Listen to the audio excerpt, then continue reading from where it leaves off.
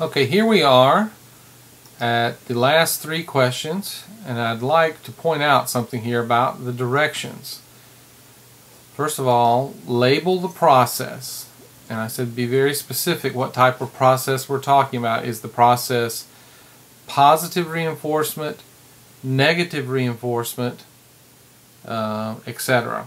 And then I said please write in the component parts from the example. So there were two tasks. First was to label the process, and then second, write in the component parts. And I thought this would be fairly easy because we had just gone over in these questions what each of these were in the component parts. So I thought this would actually trigger and make it easier.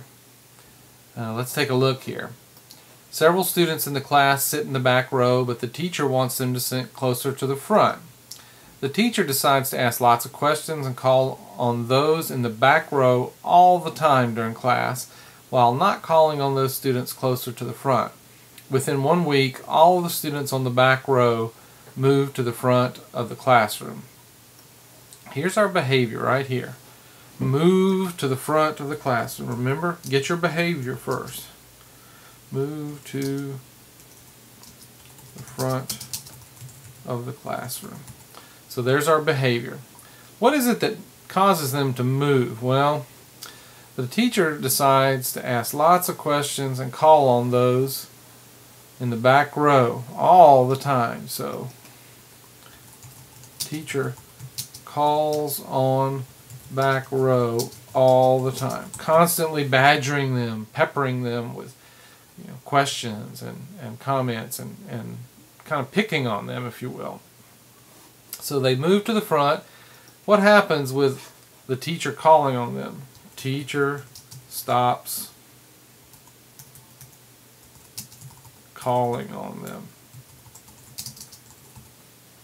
Okay, so we have some type of aversive stimulus here, something the students don't like.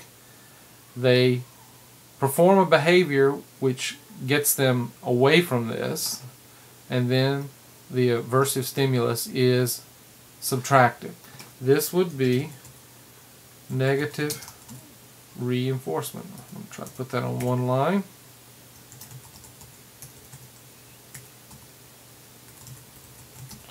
Okay, so negative reinforcement, aversive stimulus is introduced.